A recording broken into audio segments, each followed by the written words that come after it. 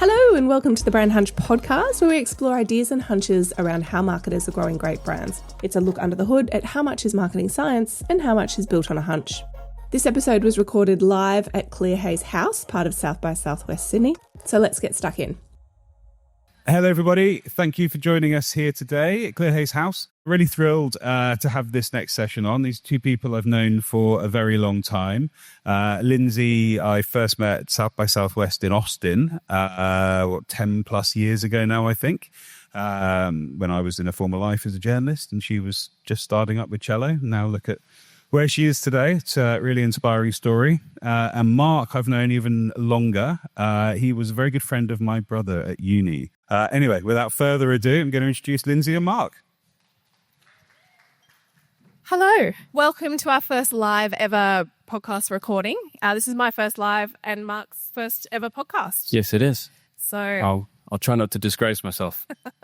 For those of you who don't know, Mark is currently at Petbarn leading the marketing. Before that was at Marley Spoon, and before that at Aldi, and before that a whole lot of other financial services and even agency life. He's got a stellar career, lots of examples, and has built some really great brands we all know of. So welcome. How are you? Very well. Lovely to be here. Thank you. It's an honour. And thank you for making the trip down 8 months pregnant. That takes some doing. So throw me back to your early days agency side. You started off at M&C and then had a stint at Banjo Advertising. What did your early days agency side teach you that you've taken throughout your career? The lessons were many. I think, apart from very obvious lessons like work hard and be nice and try and have fun, I think the lessons I've taken with me to help me with my client side roles just really around empathy. I think it's a really simple thing, but if you put yourself obviously in the other person's shoes, you can try and help them achieve what they want to achieve. And I think all agencies are trying very hard to do great work. I think they want to do the best by their clients more often than not, good agencies. And I think they want respect and sort of fair pay. And I think if you get those things right, I think it's easy to get good, not easy, but you can get much better outcomes out of your agency partners. So I've tried to sort of bring that empathy to the roles that I've had client side. And I think, like most great relationships, there has to be a basis of honesty and trust at the core of it for you to succeed. So I think if you've got those building blocks in place, then good things can happen. And it's a bit like sort of buying a dog and sort of barking yourself. You want a creative agency for what they can bring to your business. And creativity is the thing that allows you to differentiate yourself. So let them do their thing. I love the barking analogy, Petbarn, just first response. That was unintentional. Smooth. Do you think there's a such thing, though, as sort of agencies meddling or overstepping? What does a good relationship look like where you own your remit and the agency is sort of primed for what they do best? Yeah, that's a really good question. I think it's idealism and sort of fundamentalism are sort of the enemies of good relationships. I think agencies that know the role they play and are given sort of empowered by their clients find it easier to operate. I think where agencies do overreach is if they're a bit, like I said, a bit too idealistic and they stick to principles that aren't necessarily going to help the client out of the particular situation they're in at a particular moment in time. And I think flexibility and is a really key sort of ingredient in being a successful agency, because you have to pivot, you have to move quickly. And sometimes the situation is very far from ideal, but let's just get on with it, roll our sleeves up and do what we can to sort of fix the client's problem. And I think that's what clients really appreciate. And so flipping that narrative, what do you wish more agency people would appreciate about being an in-house marketer? I think it's my perspective going into client-side roles was that I would be the one that was calling the shots. I'd be the one responsible for the strategy and for putting the plans in place, and it would be a nice, linear, smooth, lovely process. And the reality is that's not what it's like. There's always someone on the end of the phone calling you, telling you to do stuff. So I think that was probably a misconception I had about what life client side was like. It's messy. It's a bit painful at times, and it's a political situation like all workplaces. So how you navigate your way through that. And I think good agencies, if you have that trust, they understand where you are in a particular moment in time, and they can help you solve some of those problems. So, I think that's probably the big thing I wish I'd known, is just actually how complex life is client side. Yeah, you don't make all the decisions. Who knew? And so thinking about your own personality, or what is it about you that has attracted you in recent years to challenger brands? Marley Spoon, Aldi, Petbarn, there's all huge players in the space. What is it about you? Just a sucker for punishment? You're drawn to the sort of speed? Like, what is it that you love about the challenger lifestyle? What's the cliche? He's well balanced. He's got a chip on both shoulders. I love challenger brands. I've always loved the thrill of getting up in the morning and having something to kind of fight against and something to go against. And I think challenger brands exist in that space where there's category tension. They intentionally should be there to offer a counterpoint to the incumbent. And I think that's really motivating and quite exciting as a marketer, because it should give you a bit more purpose than just rolling up and doing a job in a big, duopoly. I think Aldi's a great example of where I felt that really keenly, going up against Colesworth, as we sort of term them, this big amorphous lump. And that's motivating. You get up in the morning, you feel like you're doing something good for society because you're offering an alternative. And I think that's what challenger brands bring. I think the challenge that challenger brands have got is to make sure that they stay true to that ethos. It's amazing to me how often you see even new categories, and there are there are category tropes already in those categories that have just started. And that is, for me, that is just crazy, because you've got an opportunity to carve out something for yourselves that is unique and distinctive, and you're choosing to do generic advertising. And that's madness as far as I'm concerned. Great segue into your time at Aldi. You were there for 6 years, and you delivered some incredible campaigns and work. How did you decide where you had the right to play as a challenger brand? I assume that you didn't have the budgets of Coles and Woolworths. How did you know where to place the bets? Was that globally instructed? Did you localize the strategy? What were your sort of first moves when you joined?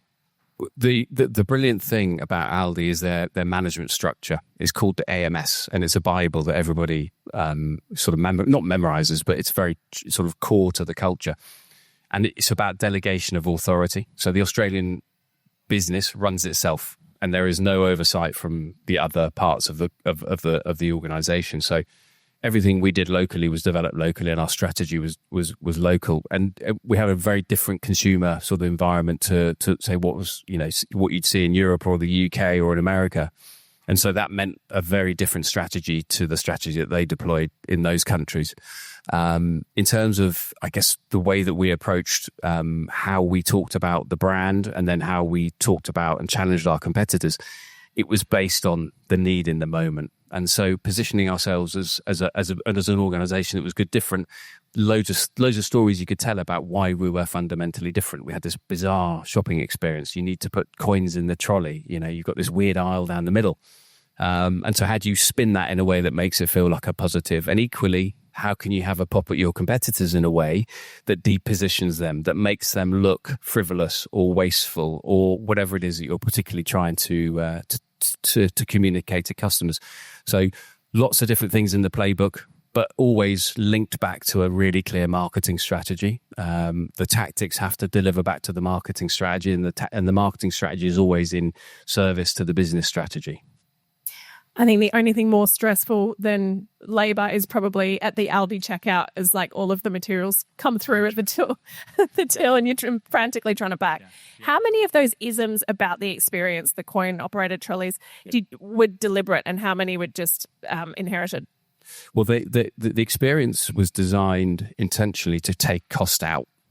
And so customers who understood the brand understood that those were the reasons, or those weird quirks of the experience were why the costs were so low.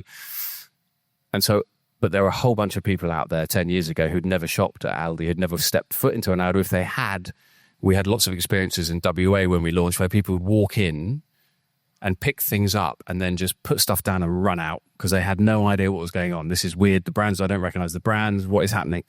And so like I said, if you were going to design an experience in a way to make it as peculiar as possible, you would never end up with that outcome. But it was just brilliantly unique and quirky. So obviously, as a marketer, you lean into those strengths, but you try and reposition them in the minds of customers as a benefit. One of the things you did over your tenure at Aldi was develop the Good Differently platform. Yeah. I went onto LinkedIn last week and asked people, what do they want to hear about from you? And 65% of people wanted to know the ROI of great creativity. I think this the Good Different brand platform was exactly that. You went on to win a swathe of Effies for the effectiveness of the work. I'll read a couple of things the judges said. Aldi Good Different is a business and brand philosophy that shines through the huge body of short and long-term advertising work, and the submission itself being extremely extremely impressive on all counts of creativity, courage, and consistency year in, year out in a very competitive landscape. Would love to know, firstly, what was the process of getting there? How did you develop Good Differently? Good Different. Sorry. Good Differently is one of the campaigns that we didn't go ahead with. Well, ultimately, you start with customer need. And so customer behavior was shifting. People would buy more and more fresh. They were doing smaller shops, and and we just weren't known for fresh produce. Most people thought the fresh produce had fallen off a van from Eastern Europe, and that was a direct quote from somebody in some research. And so we had to evolve, and we had to position ourselves in a way that allowed us to talk to all of those executional and experiential quirks, but also then positioned us as a quality organization, provider of quality fresh fruit and vegetables, but that did it in a way that had quirk. And so that was the sort of the genesis for that. And then the creative process was literally, here's a proposition, go away and come up with some brand positionings. And we had 20 of them on the wall, and we landed on 2 or 3, and we went forward with the 2 or 3 that we thought were right, tested some of them with consumers, and landed on Good Different. So the process was pretty generic in terms of how we got there. And like all these things, there's a big degree of luck. Who's around the table? I think BMF are an exceptional agency. They've worked with Aldi since they started as they launched in Australia, and they've got a history of doing incredible work. We just needed to find a way of coordinating that work and making the impact bigger. And so the challenge then is, obviously, you have these 2 words that mean nothing. And so how do you inject meaning into those 2 words? And that's the challenge with any positioning, I'd say, is on their own, they don't mean much. But if you give it time and you invest and you do the right thing by the positioning, and you're always thinking about the customer, you can inject meaning into it. And obviously it means much more now than it did 10 years ago when we launched it. But you got to stay disciplined. And how did you generate buy-in from whether, like, senior management? The end execution ended up being really, if you haven't seen it, great campaign, in various iterations, but humor, emotion, it's distinctive. It's got all the sort of attributes of great work, but it's also pretty edgy and pretty risky. How did you take the business on the journey? Well, advertising should never exist in a vacuum. So there's always context. And the context is always the environment you're operating in, what's the business trying to achieve, and then obviously what the marketing strategy is. So the tactics always are in service of the business and the strategy. And so when we present ideas, or when we presented ideas when I was at Aldi, or in general, when you present a creative idea, it's not just, hey, what do you think of this?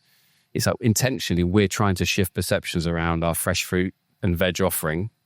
We know that this is an issue, and if we tackle that pain point or that issue in this particular way, we'll get an outcome. And then here's the creative that will solve that problem. And so then it's very specifically, you've given the creative a job to do. And it should, if it's good creative, make it very obvious that will solve a problem.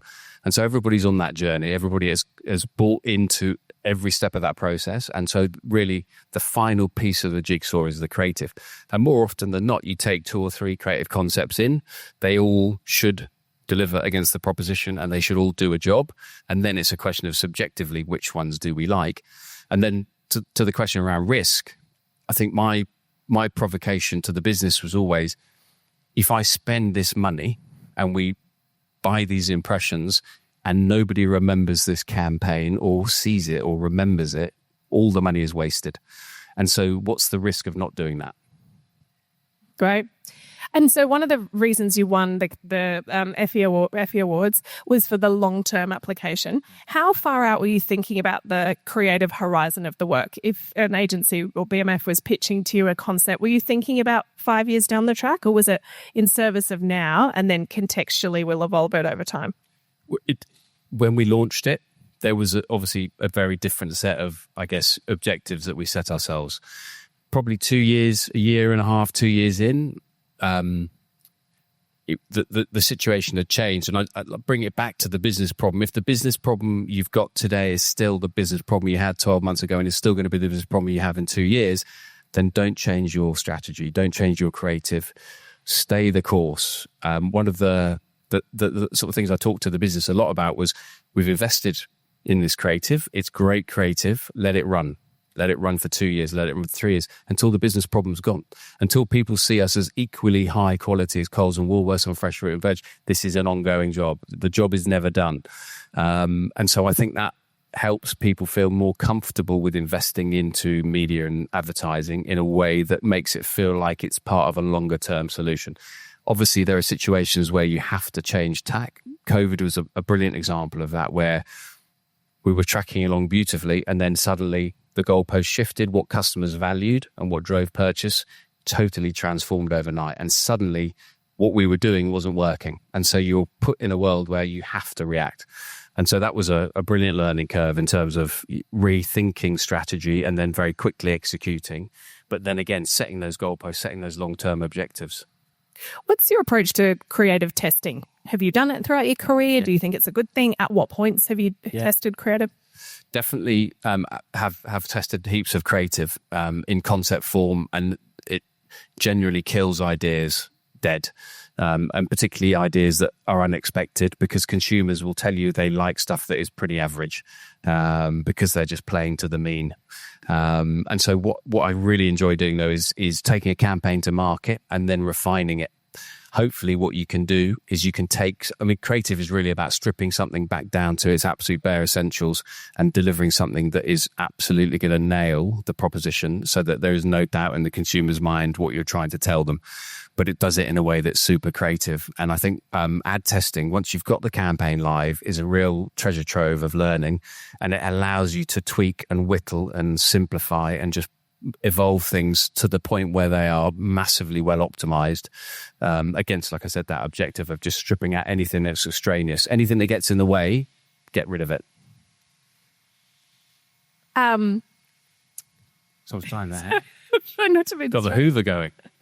Oh, this interview clearly sucks. Were there any consumer insights or consumer truths that you had no idea about before joining the Aldi business that by the end you were sort of surprised by? That's a good. I don't know, actually. I suppose ultimately what's really interesting about consumer behaviour is just the extent to which health is immensely important to people, and the food that they eat, it really matters, and the importance that people put on the food. And the sort of the care and love that they want to put into the food that they feed their families. That's really, and that's absolutely sort of stayed true in terms of my experience at Marley Spoon as well, where people were just, people are fascinated and excited and interested in food, but it has also the flip side, which it becomes drudgery quite quickly. So, that's the thing that stands out for me. You mentioned before Aldi's relationship with BMF being long-standing and an incredible success story. BMF and Aldi BMF just won Creative Agency of the Year this year, but also a bunch of awards in relation to their Aldi relationship. What do you think makes it so successful? Is it the people? Is it the process? Is it a magic dust? And can it be taught? I don't know if it can be. I'm sure it can be taught because it's a process, right? Much like any other. But I think it's part people, part process, part magic dust. There has to be a bit of magic dust in there somehow. I'm sure you've had it in your career where you've worked with people and so you're in the groove and everything's working and it's magic. And they just are a unique, lovely, hardworking, very creative, very strategic bunch of people. I don't think they're the only agency in Sydney that fits that criteria or has those skill set, but it's unique and it's the chemistry of the people that are in the building They won Effective Agency of the Year at the Effies on Thursday night again. So hats off to them because they just keep churning out the work. Keep turning up, yeah. Keep turning up. And I think clients respond to that honesty and that sincerity and their kind of hard work. So I think it's all of those things. My agency, Cello, we lost an award to them at the Umbrella Awards this year. They're still bitter. You're right. They're awful people. Yeah, they're great people. Yeah, it's dreadful. You also were involved, or you won the B&T Awards Marketing Team of the Year in 2019. How do you think about developing your people? What makes a great marketing team? I think ultimately passion. Ultimately, you have to be there to make great marketing. And you have to really believe passionately that marketing is there to drive growth.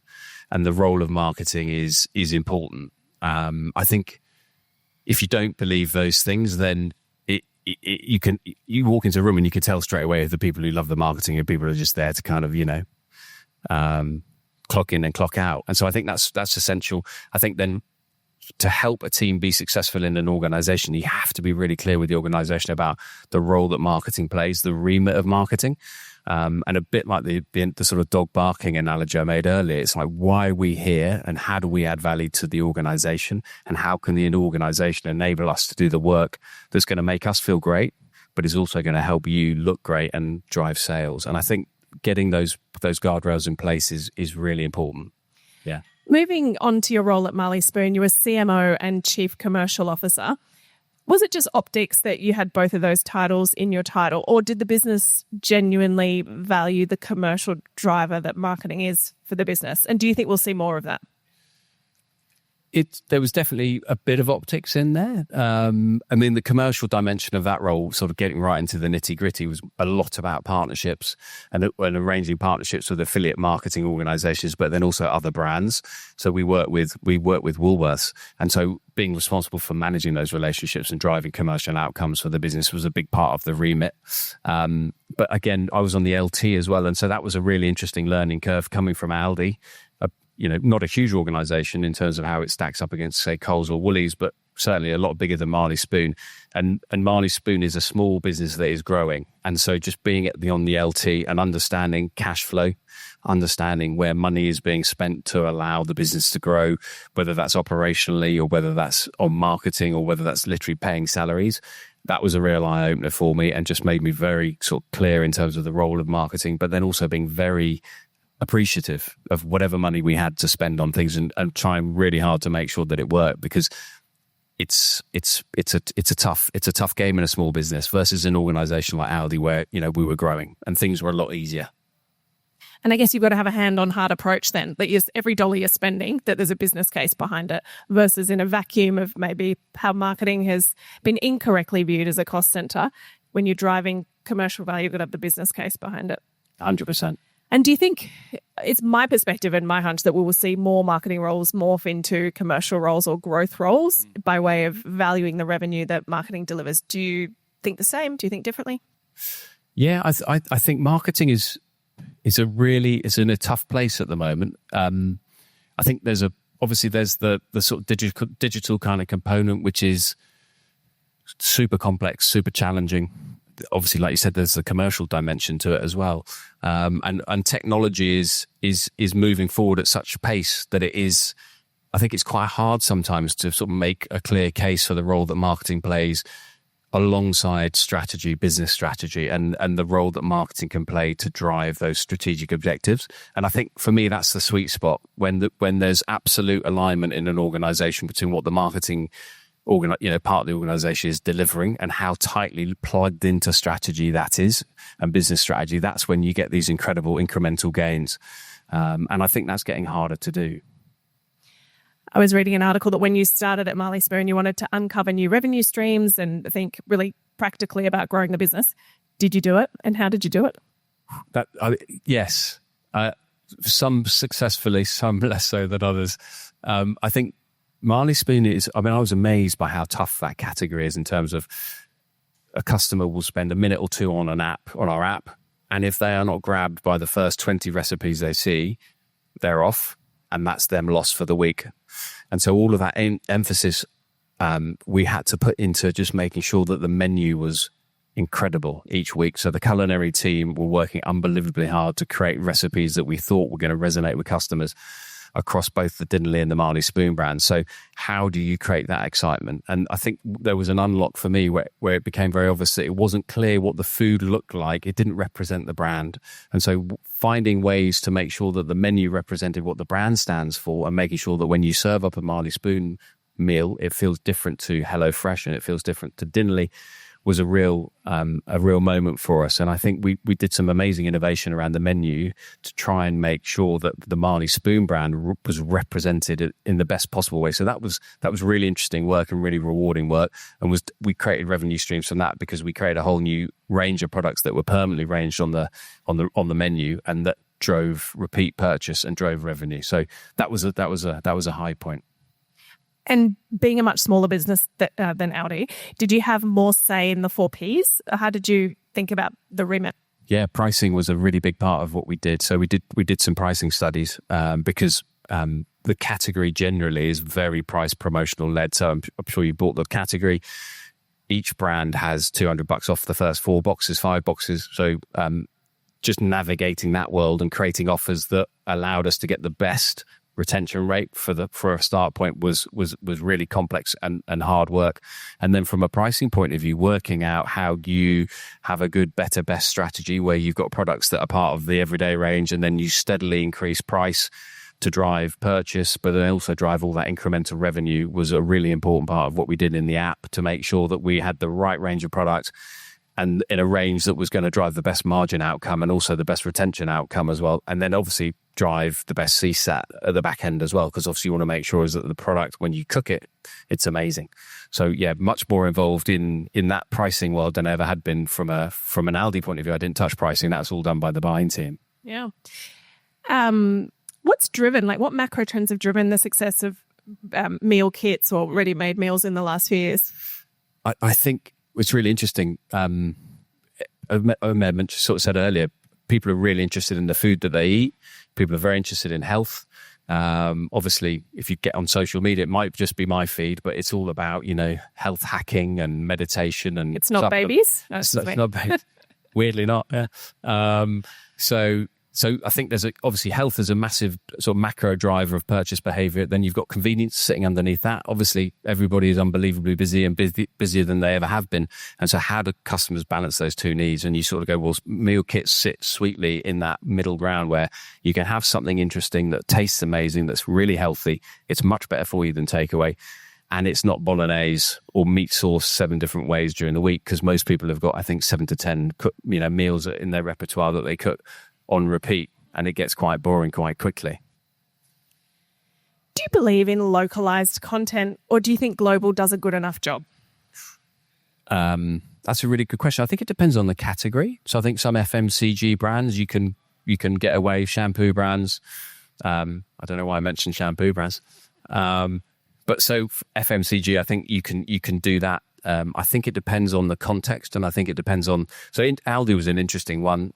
Germany, it's the incumbent in Germany, whereas obviously in Australia, it's the challenger brand. And so the advertising that the Germans do is very different to the advertising the Aussies do, very different again to the UK, very different again to America. So I think it depends on local market context, the trajectory of the brand, and I think a lot on the category as well in terms of what do customers expect from you. A lot of guests we've had on the podcast talk about stages and timing for investing in brand marketing or brand work.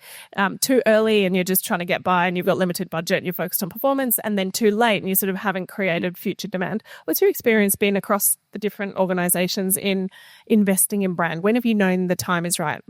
So that is I think pure play e-commerce brands, based on my sort of understanding of that world is how do you make that leap from being a scrappy startup and being a business that can just about make money and wash its face to something that is going to grow at scale.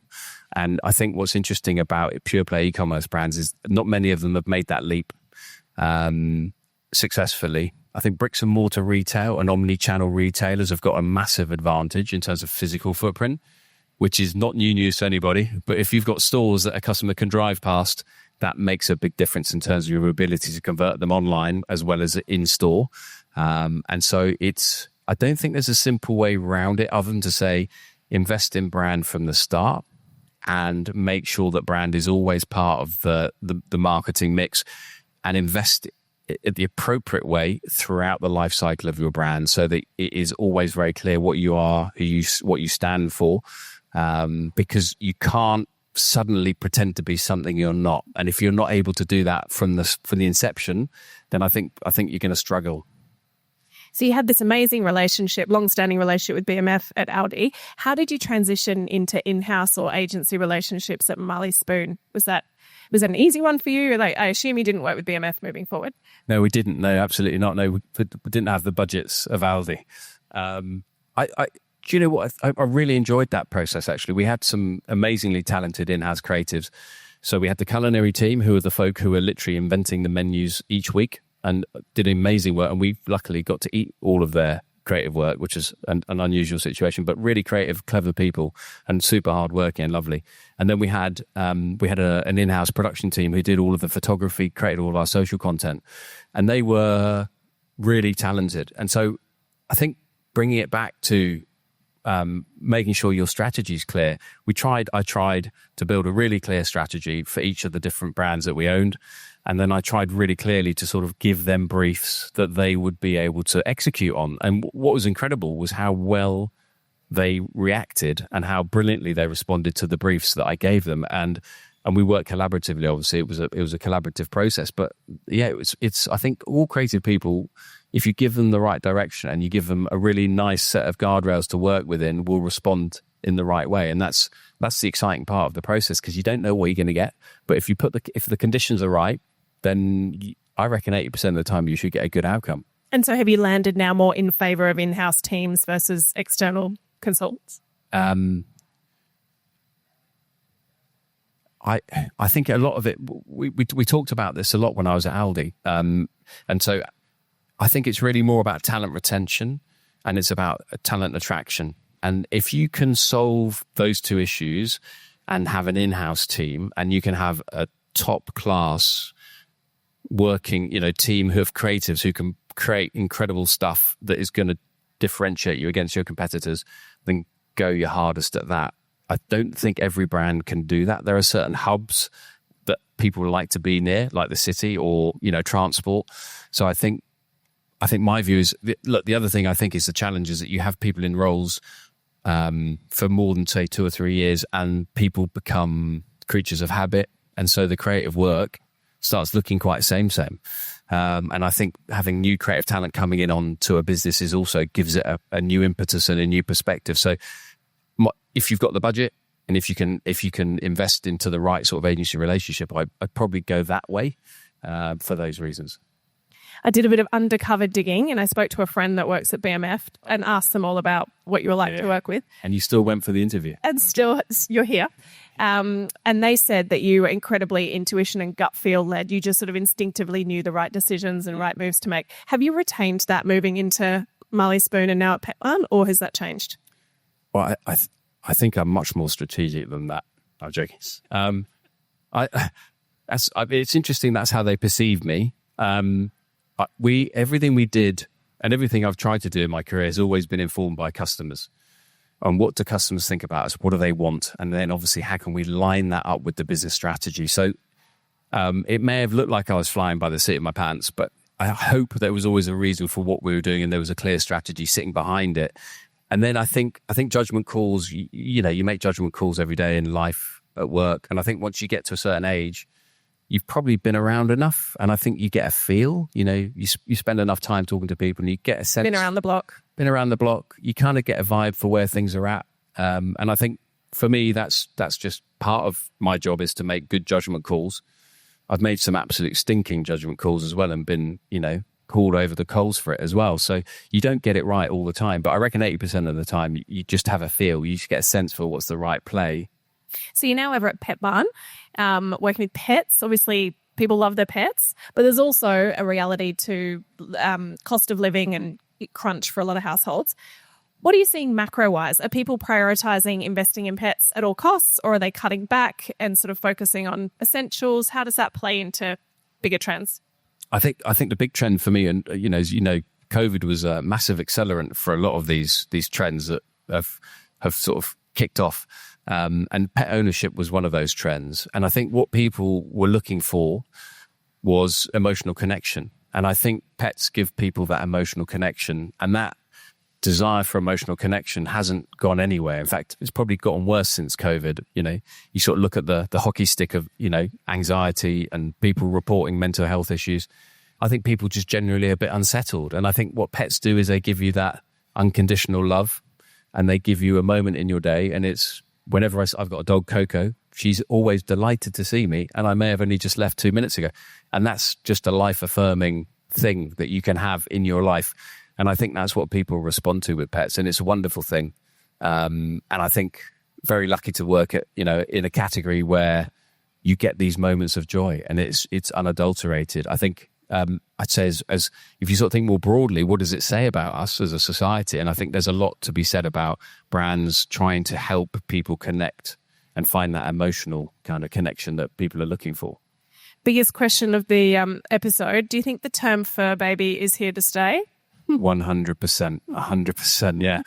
There's the humanization of pets, right? And that's just a trend that, you know, you would have seen as of dogs that, you know, they've made it from the backyard into the bedroom. And that's absolutely part of life. Yeah. Having pets in ads is meant, I think the System 1 research shows that it sort of helps with the effectiveness of ads. Have you seen the same? Absolutely. I used to work on Optus when I was at M&C Saatchi. And so we had this phrase, which was charismatic megafauna. And so anytime we did a DX, this back in the day when you did direct mail. So this is going back to the sort of dark ages. You are old. I am properly old.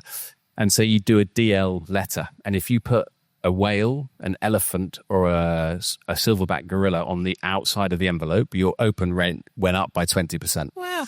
And so, yeah, I think people love animals, rightly so. And so, yeah, I think put pets in your ads, I should say. Well, the core tenets of good brand building is emotion, you know, building emotion. So if animals are a great way to do that. So makes sense. I can see the link. Final couple of questions. We're here at South by Southwest, which is all about sort of what's new and what's next. What emerging trends or marketing or consumer behavior are you excited about? What are you spending your time thinking about?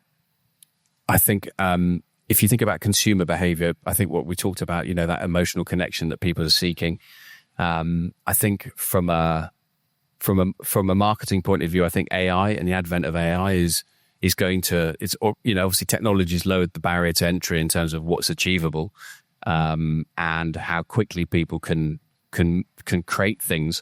I think the bell curve is going to always be there. You can't cheat maths. There's always going to be a clump of very average stuff in the middle. And I think the challenge for brands is how do you leverage those AI tools to create memorable, emotionally connective communications in whatever channel. And I think that's going to be a really interesting one to see how we can harness that. The last question, standing between now and happy hour. Don't stop it up. Thank you. What do you think an effective marketer looks like in the future? I'm going to sound really old-fashioned. Me. Okay. No, not at all.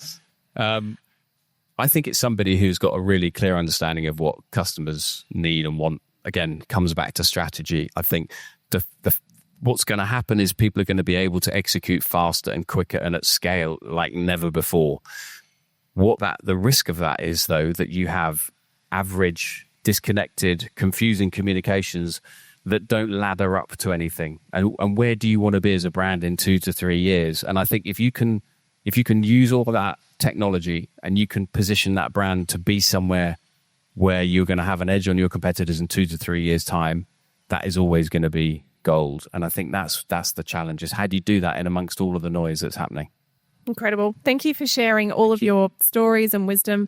If you have any really tricky questions, Mark will just be over here and really happy to take some Q&A afterwards, make them really hard.